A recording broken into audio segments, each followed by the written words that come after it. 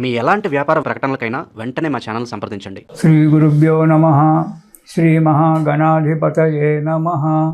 గురుబ్రహ్మ గురువిష్ణు గురుర్దేవో మహేశ్వరః. గురు సాక్షాత్ పరబ్రహ్మ తస్మై శ్రీ గురవే నమః. హరితసగోత్రోత్పన్నం హరిభక్తిపరాయణం శంకర గురువరేంద్ర చరణం శరణం ప్రపద్యే.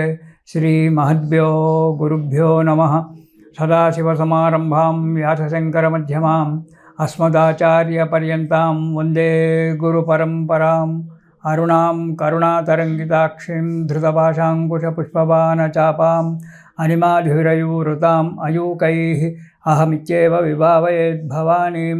ఓం శ్రీమాత్రే నమః. శ్రీమాత్రే నమః. శ్రీమాత్రే నమః. ఇక మకర రాశి. ఈ రాశి వారికి ఈ నెలలో అన్ని రంగాలలో శుభం జరగడానికే మంచి ఆస్కారం కనబడుతుంది. ఉద్యోగంలో లాభాలుంటాయి, అంటే ప్రమోషన్లు రావడము, మీరు అనుకున్న చోటికి బదిలీలు కావడము, అంటే ట్రాన్స్ఫర్ కావడము, విదేశీ ప్రయాణాలు చేసేటువంటి వారికి మంచి అనుకూలమైన సమయం దొరకడము జరుగుతుంది. సఫలీకృతం కూడా అవుతుంది. కోరుకున్న విద్యార్థులకు కోరుకున్నటువంటి ఒక కళాశాలలలో సీటు లభించడము జరుగుతుంది. మంచి వారితో స్నేహితం కూడా చేస్తారు మకర రాశి వారు ఈ నెలలో. పెద్దల చేత పరిచయం కలుగుతుంది. స్థిరాస్తులు చరాస్తులు కొనుక్కోవడం జరుగుతూ ఉంటుంది. ఆరోగ్యం చాలా మంచిగా ఉంటుంది. కానీ కొందరితో పోట్లాటలు రావచ్చు.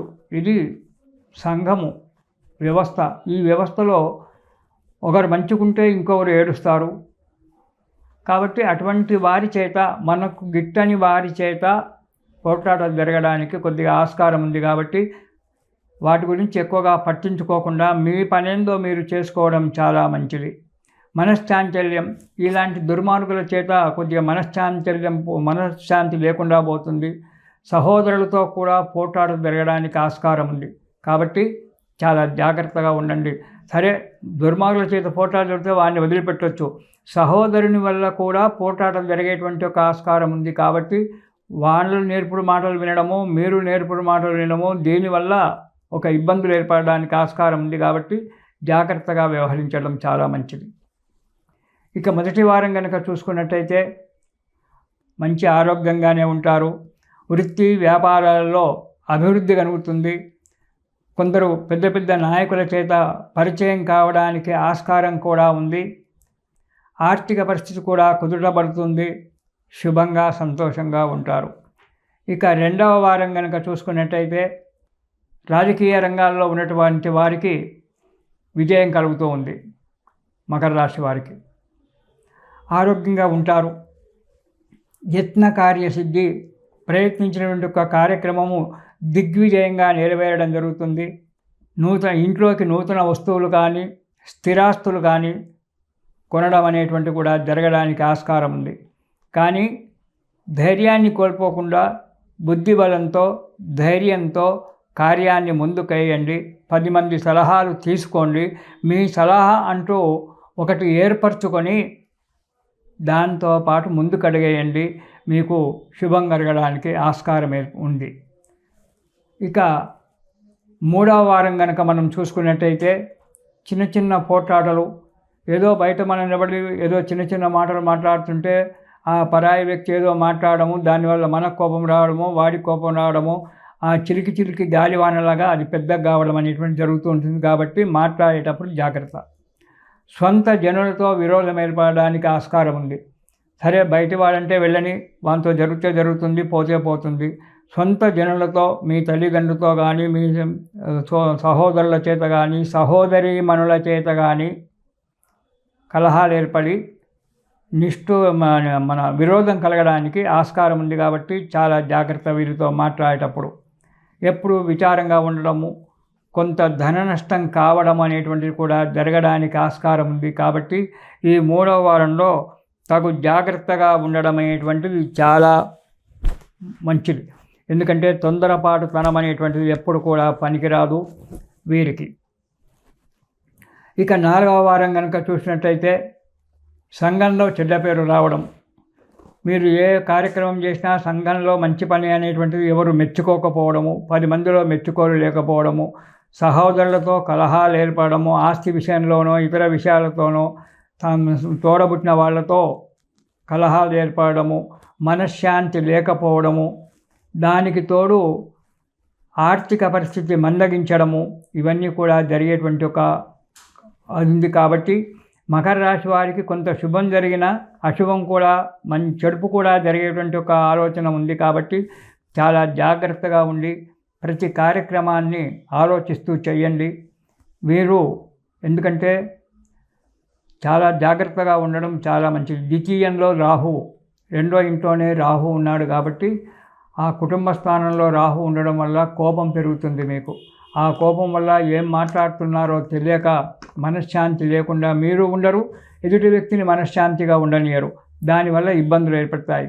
ఈ దోషం తగ్గడానికి మీరు ఈ నెలలో ప్రతిరోజు కూడా దుర్గా స్తోత్రం పారాయణం చేయండి.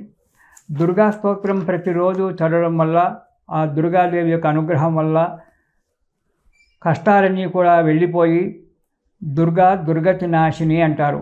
చెడు అంతా కూడా తీసేసి మంచిని నిలిపేటువంటిదే దుర్గాదేవి. కాబట్టి ఆ దుర్గాదేవి యొక్క స్తోత్రం ప్రతిరోజు కూడా మీరు పారాయణం చేసినట్టయితే ఆ దుర్గాదేవి యొక్క అనుగ్రహం వల్ల సుఖాన్ని సంతోషాన్ని పొందుతారు, సుఖంగా సంతోషంగా ఉంటారు. ఒక్క స్తోత్రం చేత మన కష్టాలన్నీ కూడా పోయేటువంటి ఒక ఆధారం మనకుంది, మన దగ్గర ఉంది.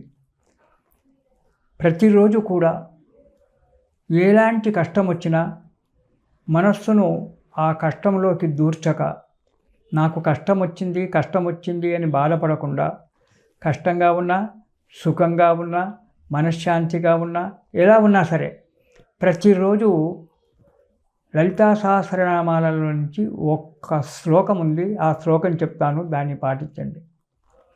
లలితా సహస్రనామాలు అనేటువంటివి చాలా ముఖ్యమైనటువంటి విశ్వంలోనే. ఎందుకంటే ఎన్నో సహస్రనామాలు ఉన్నాయి మనకు. విష్ణు సహస్రనామాలు ఉన్నాయి, ఇంకా వేరే సహస్రనామాలు ఎన్నో ఉన్నాయి. కానీ అన్నిటికంటే కూడా మించినటువంటిది వెలలేనటువంటి ఒక్క లలితా సహస్రనామాలు. ఇవి వాగ్దేవతలు, అమ్మవారి యొక్క చెలికత్తలైనటువంటి ఒక వాగ్దేవతలు చెప్పినటువంటి ఒక రహస్యమైనటువంటి ఒక నామాలు. అందుకే సహస్రనామ స్తోత్రం అన్నారు. ఇది చాలా రహస్యమైనటువంటి లలితా సహస్రనామాలలో ఒక్కొక్క నామము, ఒక్కొక్క మంత్రం, ఒక్కొక్క చరిత్ర చాలా ఉంటుంది. ఆ నామాలు చదువుతూ ఉంటే ఎటువంటి కష్టాలైనా పోవడానికి మనకు చాలా ఇదిగా ఉంటుంది. మొట్టమొదటి నామమే తీసుకోండి లలితా నామాలలో. ఓం శ్రీమాత శ్రీ మహారాజ్ఞి శ్రీమచ్ఛిమ్మాసనేశ్వరి. చిన్న 3 పదాల యొక్క శ్లోకంలో మొదటి పాదం. ఇందులో ఎంతో గొప్ప అర్థం దాగి ఉంది. శ్రీమాత సృష్టించేటువంటిది. మాత అంటే తల్లి కదా సృష్టించేది. శ్రీ మహారాజ్ఞి చాలా ఉంది చెప్పాలంటే, కానీ అది ఇప్పుడు తొందరలో కాదు, చిన్న విషయాన్ని చెప్తేస్తున్నాను. శ్రీ మహారాజ్ఞి, రాజ్ఞి అంటే రాజుగారి యొక్క ఆజ్ఞ, దేశాన్ని పరిపాలించేటువంటిది రాజ్ఞి, రాజు. మాత అంటే తల్లి. ఈ మాతనే అక్కడ బ్రహ్మదేవుడు సృష్టిస్తున్నాడు, సృష్టికర్త. శ్రీ మహారాజ్ఞి విష్ణువు స్థితికారకుడు. ఇక్కడ విష్ణువు అనేటువంటి ఒక అర్థం వస్తుంది. సింహాసనేశ్వరి, సింహ అనేటువంటి దాన్ని ఇది చేసినట్టయితే, ఉల్టా చేసినట్టయితే హింస అనేటువంటి వస్తుంది. శివుడు లయకారకుడు. అంటే బ్రహ్మ విష్ణు మహేశ్వరులు ఈ 3 నామాలలో దాగున్నారు. అంతేకాకుండా లక్ష్మి, సరస్వతి, గౌరీ, ఈ 3 కూడా ఈ 3 నామాలు ఉన్నారు. అందుకే మొదలుపెట్టేటప్పుడే వాగ్దేవతలు శ్రీమాత శ్రీ మహారాజ్ఞి శ్రీమచ్ఛిమ్మాసనేశ్వర్యై నమః అన్నారు. ఇది శుభం.